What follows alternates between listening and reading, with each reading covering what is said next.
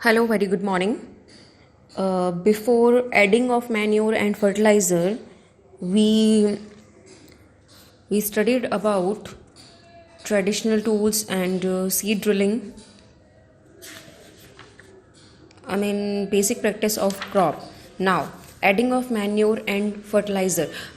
Now, in this heading, we do know about what is manure and fertilizer and how they will help to grow a good efficient crop.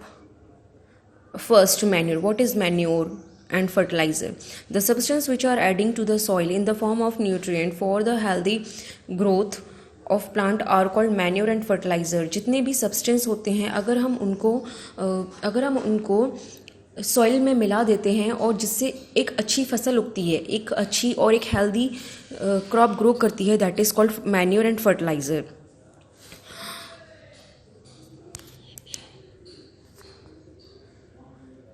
Soil supplies mineral to the crop. जो soil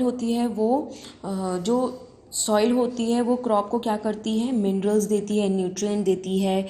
इसीलिए these nutrients are essential for the growth of plant. ये जो manure होती है और जो fertiliser होती है ये बहुत ही ज़रूरी होती है किसी भी क्रॉप को ग्रो करने के लिए. और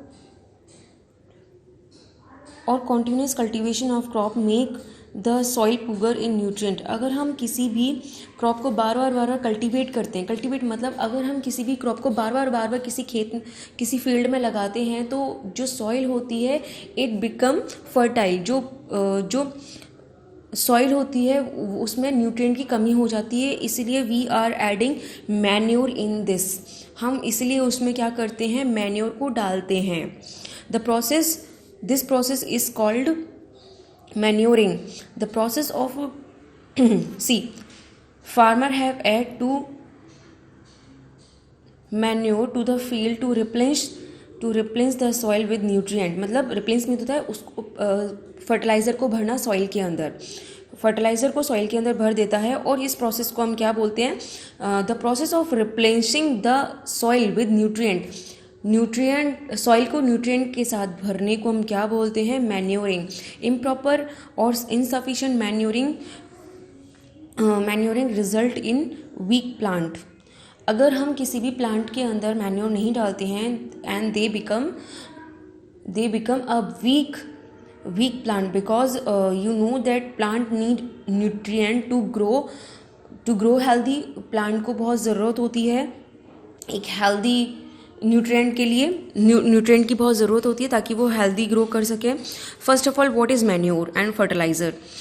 first, manure is an organic substance obtained for the decomposition of plants and animal. जो मैन्योर होता है ये ऑर्गेनिक सब्सटेंस होता है. ये हमें मिलता है कैटल डंग से. कैटल डंग जिसे हम बोलते हैं गाय के गोबर से, और जो मरे हुए प्लांट्स होते हैं उनसे हमें मिलता है. इसमें फार्मर क्या करते हैं? Farmer do one thing, they collect all the cattle dung और animal excreta and animal waste and dump plant and they placed all these cattle dung and dead plants in the pit. और फिर उसका decomposition होता रहता है. और ये जो डिकम्पोजिशन करते हैं वो कौन करता है? ये डिकम्पोजिशन जो होते हैं वो वर्मी कंपोजिट करते हैं. आपने शायद 6th स्टैंडर्ड में पढ़ा होगा. मतलब वर्मी कंपोजिट वो होते हैं जैसे कि आपको पता है जो कि उसको मतलब तोड़ देते हैं, उसको हेल्प करते हैं तोड़ने में ताकि वो मैन्योर बन जाए और वो क्रॉप को हेल्दी ग्रो कर सके. Now what is fertiliser? Fertiliser is a chemicals with are rich in particular nutrient. ये जो फर्टिलाइज़र होते हैं मेनली जो फर्टिलाइज़र होते हैं इसमें इनऑर्गेनिक कंपाउंड्स होते हैं. ये कंपाउंड रिच होते हैं. And how are they are different from manure? ये मैन्योर से कैसे डिफरेंट होते हैं? As you know that manure is prepared in the field, and manure is a natural substance obtained from the decomposition of cattle dung and the plant residue. जो manure होता है वो हमें कैटल डंग से और जो प्लांट वेस्ट होते हैं उनसे मिलता है, और ये हम फील्ड में प्रिपेयर करते हैं. बट जो मैन्योर, जो फर्टिलाइज़र होता है, ये जो है ये फैक्ट्री में बनता है. इसमें 3 मेन पार्ट्स होते हैं. फर्स्ट ऑफ ऑल होता है यूरिया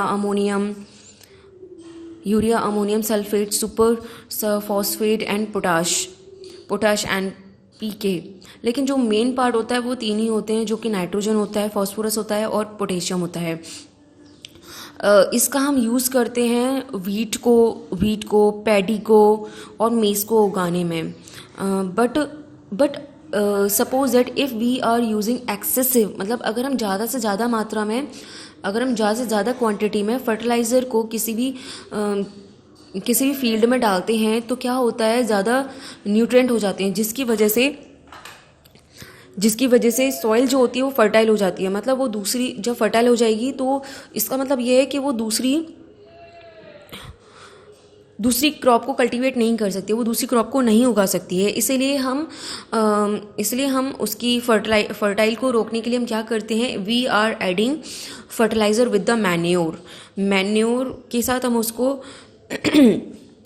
साथ हम उसको मिक्स कर देते हैं, ताकि उसका कल्टीवेशन, जो सॉइल का कल्टीवेशन जो है वो होता रहे. मतलब सॉइल में जो कल्टीवेशन है वो होता रहे, और जो सॉइल है वो फर्टाइल ना हो, और वो एक फसल के बाद दूसरी फसल उगाने में भी सहायक रहे. And one more thing, we are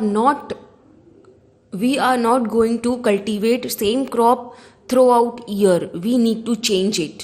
first of all, अगर हम कभी वीट का कर रहे हैं तो उसके बाद हम लेग्यूम का कर रहे हैं. लेग्यूम का मतलब जैसे कि जो पी होता है उसको हम लेग्यूम बोलते हैं. Just wait, I will let you know in the detail. Another matter or replenishing the soil with the nutrient is through crop rotation. Crop rotation का मतलब एक फसल के बाद हम दूसरी फसल उगाते हैं. एक क्रॉप की कल्टीवेशन के बाद हम दूसरी क्रॉप का कल्टीवेशन करते हैं. नॉर्थ इंडिया में क्या होता है, first we grow the legume in one season. पहले सीज़न में हम क्या करते हैं, लेग्यूम को उगाते हैं. बिकॉज जो लेग्यूम में क्या होता है, जो लेग्यूम की जो रूट्स होती हैं, उन रूट्स के अंदर जो लेग्यूमिनस प्लांट होते हैं उसकी रूट्स के अंदर एक राइजोबियम बैक्टीरिया होता है, जो कि नाइट्रोजन फिक्सेशन का काम करता है. मतलब नाइट्रोजन को फिक्स करता है एटमॉस्फेयर से, जिससे जो लेग्यूम, मतलब ये समझ लीजिए कि जो the legume plants need nitrogen, और जो नाइट्रोजन कौन देता है, राइजोबियम बैक्टीरिया. इसीलिए जब जो सॉइल है वो नाइट्रोजन रिच हो जाती है, और हम नेक्स्ट ईयर जब हम वीट को उगाते हैं तो उसको भी नाइट्रोजन बहुत अच्छी तरीके से मिल जाता है. क्योंकि नाइट्रोजन किससे प्रोड्यूस हुआ है, ये प्रोड्यूस हुआ है लेग्यूम से. Okay. And advantages of manure के क्या एडवांटेजेस होते हैं, you know what is fertilizer, you know what is manure. Now what is advantages of manure के क्या क्या advantages होते हैं. The organic manure is considered better than fertilizer. जो the organic compound, जो जितने भी organic fertilizer होते हैं, जो manure होते हैं, वो बहुत अच्छे होते हैं फर्टिलाइज़र से ज़्यादा. क्यों होते हैं, बिकॉज इससे एक तो जो वाटर होल्डिंग कैपेसिटी वो बनी रहती है. जो वाटर है वो वाटर को एक तरफ होल्ड करके रखता है, और ये सॉइल को पोरस भी कर देता है, मतलब सॉइल में छेद भी कर देता है, मतलब उसको में पोर कर देता है, जिससे प्लांट कैन ब्रेथ इजीली, और the exchange of the air happen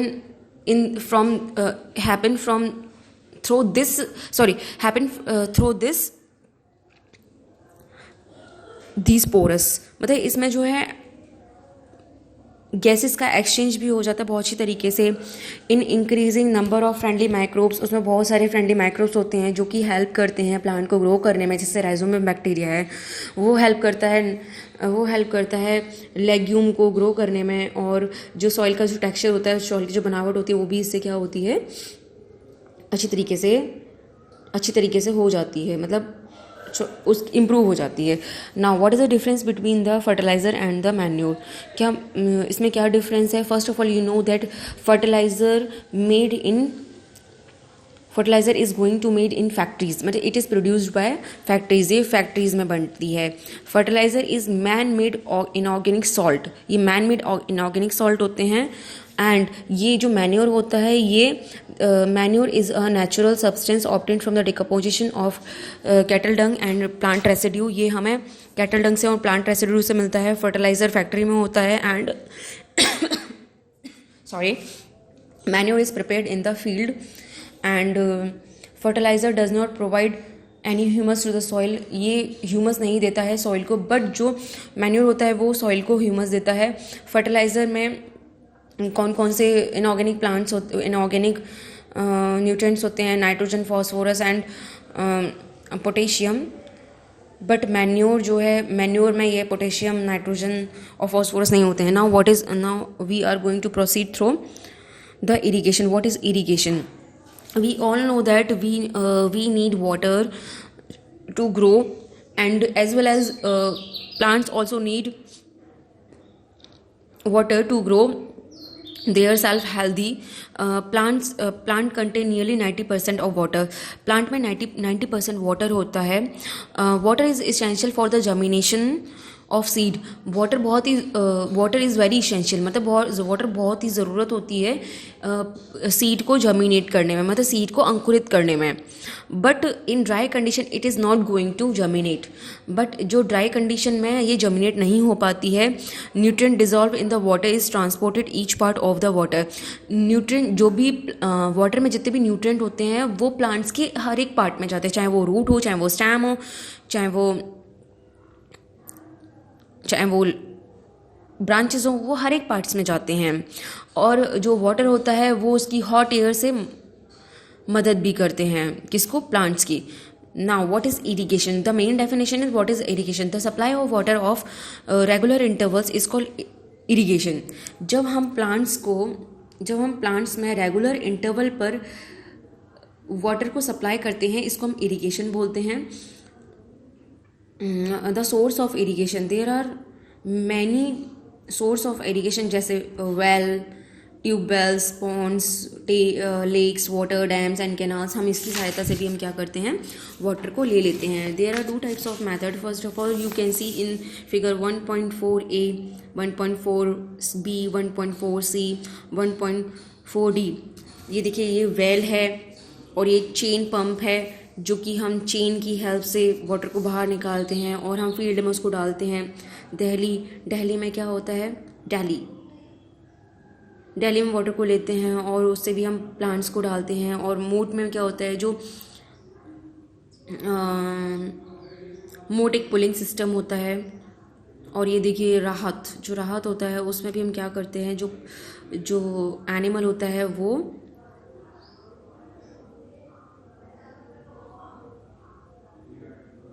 round घूमता पानी को बाहर निकालता है.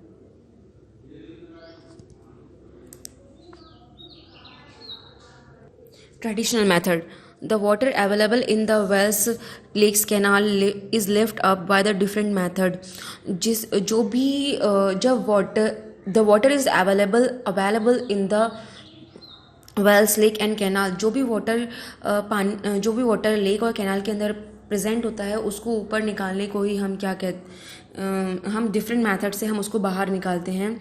इसमें जो कैटल और जो ह्यूमन होते हैं वो लेबर करते हैं उसको बाहर निकालने में, लेकिन ये बहुत ही चीपर और बहुत ही लेस एफिशिएंट मेथड होता है.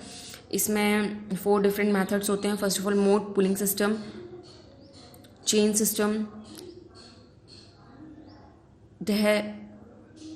ढेकली, rahat, lever system. Pumps are commonly used up to lifting the water. जो पम्प्स होते हैं उसको भी हम यूज़ करते हैं, मतलब in these days we are using pump to lift up the water. Diesel, gas, electricity and solar system are used to run these pumps. Now what is a modern method? There are 2 types of modern method. First one is sprinkler system and second one is drip system. Sprinkler system में क्या होता है? This system is more useful on the uneven land where sufficient water is not available. ये जो uneven जो area होते हैं, जो भी अनइवन लैंड होता है, जो कि जिसकी एक सा सरफेस नहीं होता है, उसके लिए ये बहुत ही हेल्पफुल रहती है. इसमें क्या होता है, इसमें परपेंडिकुलर पाइप्स होते हैं, जिसकी हेल्प से इसमें परपेंडिकुलर पाइप्स होते हैं. And this system having a rotating nozzle. You just see in the figure 1.5a there is a rotating nozzle before the main pipe, and it is attached to the main pipe and supplied the water in the uneven field with the help of perpendicular pipes. It gets sprinkled on the crops as if it is raining. Sprinkled is very necessary for the lawns, coffee plantation and several other crops. जो sprinkle की जो ज़रूरत होती है as it is raining, मतलब ये एक बारिश की तरह होती है. आपने देखा होगा छोटी छोटी ग्राउंड्स में वो टाइम टू टाइम जो है पानी को एक फव्वारे की तरह छोड़ती रहती है. बट ये जो स्प्रिंकल मेथड हम यूज़ करते हैं, हम लॉन्स में यूज़ करते हैं, कॉफ़ी के प्लांटेशन में यूज़ करते हैं और अदर क्रॉप्स में मेथड यूज़ करते हैं. जो ड्रिप सिस्टम होता है, इसमें क्या होता है, वाटर ये हम इवन लैंड के लिए करते हैं. और इसमें क्या होता है, इसमें भी रोटेटिंग नोजल होता है. See in figure 1.5b there is a drip system, there is a rotating nozzle also. And जो वाटर होता है वो हम डायरेक्ट ड्रॉप करते रहते हैं, मतलब ड्रॉप बाय ड्रॉप डालते रहते हैं रूट के पास. This is called drip system. And this technique for the watering fruit plant. ये जो टेक्निक होती है, इसको हम किन किन चीज़ों के लिए यूज़ करते हैं, फ्रूट प्लांट्स के लिए, गार्डन के लिए, ट्रीज़ के लिए. Water is wasted at all, not at all. इसमें वाटर जो है वेस्ट नहीं होता है अगर हम पानी को direct drop by drop roots में डालते रहते हैं. It is a boon in region where water available of water is poor. ये बहुत ही अच्छी चीज़ होती है जहाँ पर पानी की कमी होती है. Protection of weed. What is weed? Weed is a harmful organic plants. they are toxic and they मतलब ये बहुत ही पॉइजनस होते हैं. अगर हम इसको खा लेते हैं तो इससे हमारी डेथ भी हो सकती है. मतलब ये बहुत ही हार्मफुल होता है प्लांट्स के लिए भी और हमारे लिए भी. ये नेचुरली ग्रो करते हैं, मतलब हम इसके लिए सीड की ज़रूरत नहीं पड़ती, ये खुद ही अपने आप ग्रो करते हैं. ये बहुत ही वो टॉक्सिक होते हैं. First of all, we cultivated any crop in the field, we need to remove these weeds.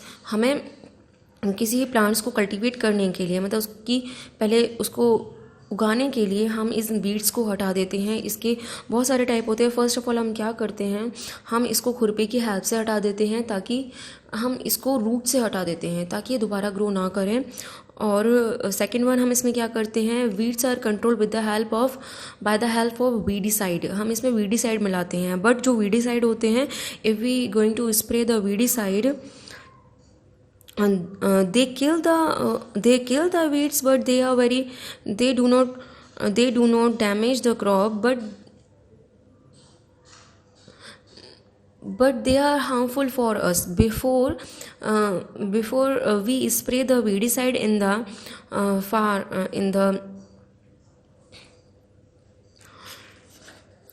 field, जब हम weedicide को हम उसमें फील्ड्स में डालते हैं, तब हम अपना क्या करते हैं, we cover our mouth with a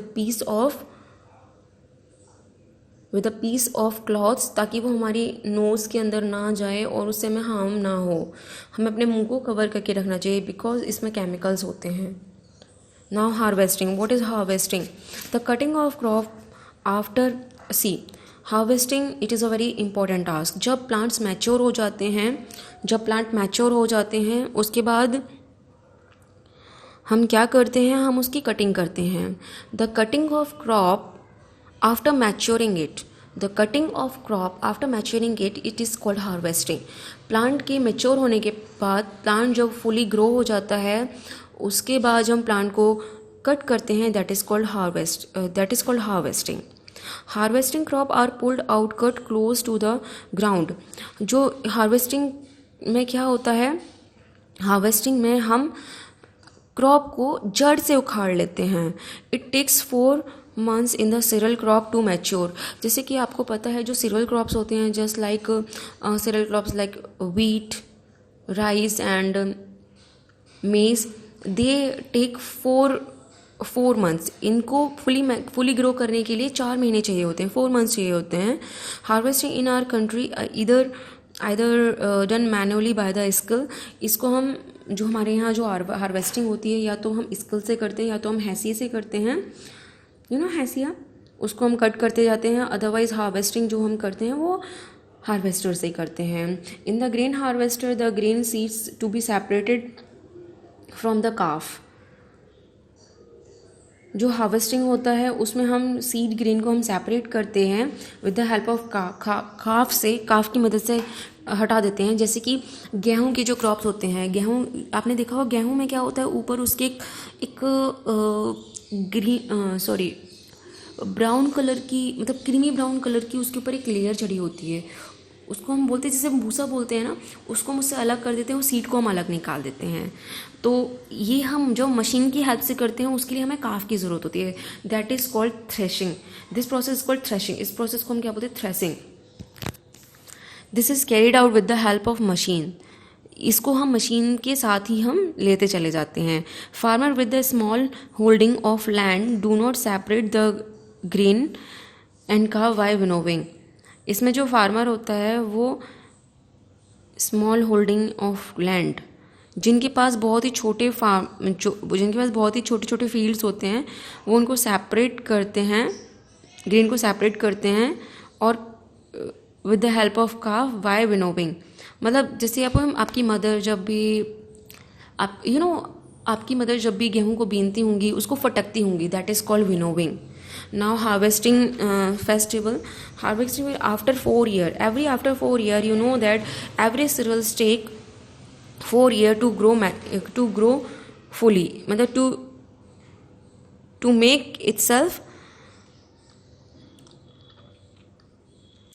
itself mature. तब हम उसके बाद कट करते हैं. इसके लिए हार्वेस्टिंग फेस्टिवल भी होते हैं. After 3 and 4 months of hard working there comes the day of the harvest. जब हम मतलब 3 या 4 महीने के बाद जो भी हार्वेस्टिंग का जो सीज़न आता है, उसमें क्या होता है, the slight of the golden field standing crop laden with grains.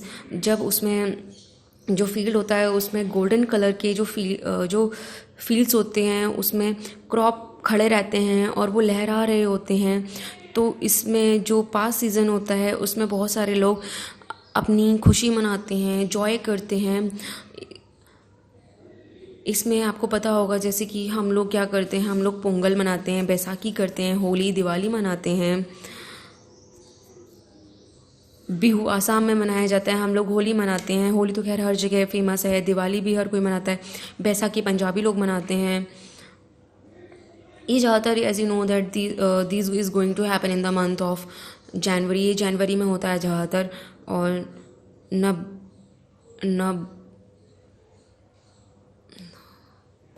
नवन्या होता है एक जगह. Storage. What is storage? After the harvesting we need to storage all the seeds. See, after harvesting we need to storage the seeds इन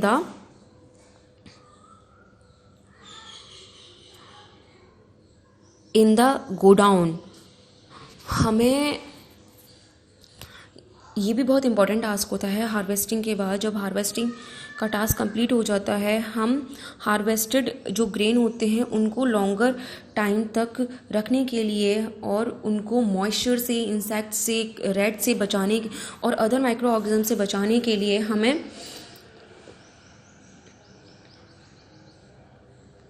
हमें ज़रूरत होती है एक ऐसे प्लेस की जहाँ पर उनको मॉइस्चर मिलता रहे. Harvested grains have more moisture. जो हार्वेस्टेड ग्रेन्स होते हैं उनके पास बहुत सारा मॉइस्चर होता है. और मान लीजिए अगर मॉइस्चर जो होता है उसमें वाटर होता है, मतलब moisture is a water rich. अगर किसी भी जगह मॉइस्चर होता है, अगर हम उस जगह ग्रेन रख देते हैं तो आपको पता है वहाँ पर क्या होगा, वहाँ पर घुन लग जाती है और ये जो फसल होती है वो ख़राब हो जाती है। इसीलिए हम इसको प्रिवेंट करने के लिए, पेस्ट से, फंगी से, इसे प्रिवेंट करने के लिए हम स्टोरेज करते हैं। हम स्टोरेज कहाँ करते हैं?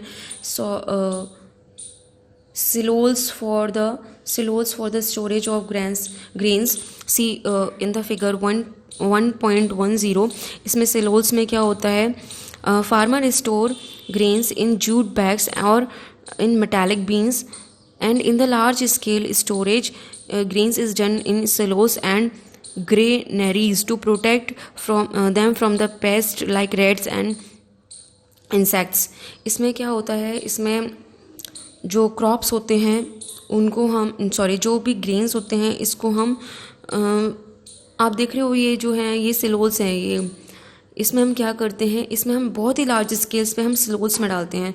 ये जो राउंड शेप का जो आपको दिख रहा है ना फिगर में, इसके अंदर ही हम ग्रेन्स को डाल देते हैं ताकि इसमें मॉइस्चर नहीं होता है, पेस्ट से बचे रहते हैं और इंसेक्ट से भी बचे रहते हैं, ड्राइड नीम्स। और हाँ, आपने देखा होगा जो एज यू नो दैट आपकी जो मदर होती हैं वो ग्रेन्स को कहाँ रखती हैं? एक केन होता है ना, बहुत बड़ा सा केन, उसके अंदर जो केन्स होते हैं उसमें डाल देती हैं, उसके साथ नीम की पत्ती मिला देती है। नीम की पत्ती इसलिए मिला देती है because this is a medicinal plant मिला देती हैं। अगर हम इसको मेडिसिनल प्लांट में मिला देते हैं, मेडिसिनल प्लांट को इसमें मिला देते हैं तो इसमें माइक्रो ऑर्गेनिजम्स नहीं होते हैं, मतलब इसमें माइक्रोब्स नहीं होते हैं जो कि इसको ख़राब कर सकें। और आफ्टर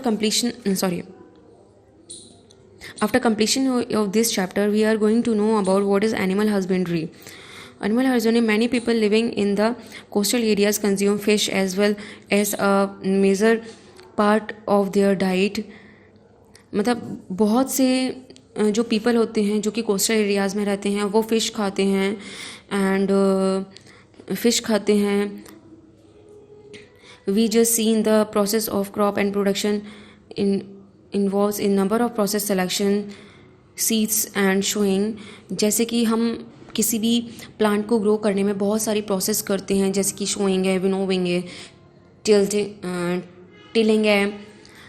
वैसे ही हम जो एनिमल्स का होता है उसके लिए भी फार्म्स होते हैं कि हम उसको किस तरीके से प्रॉपर फूड दें, उसको शेल्टर दें। When this is done in the large scale, जब यही जो एनिमल्स को शेल्टर देना, एनिमल्स को फूड देना ताकि वो हेल्दी रहें और उसका भी हम कल्टीवेशन कर सकें, अगर वो लार्ज स्केल पे होता है, that is called animal husbandry. Fish is a good for health. Fish बहुत ही अच्छा होता है हेल्थ के लिए। We get cod liver oil. हमें फिश से क्या मिलता है? कॉड लिवर ऑयल मिलता है।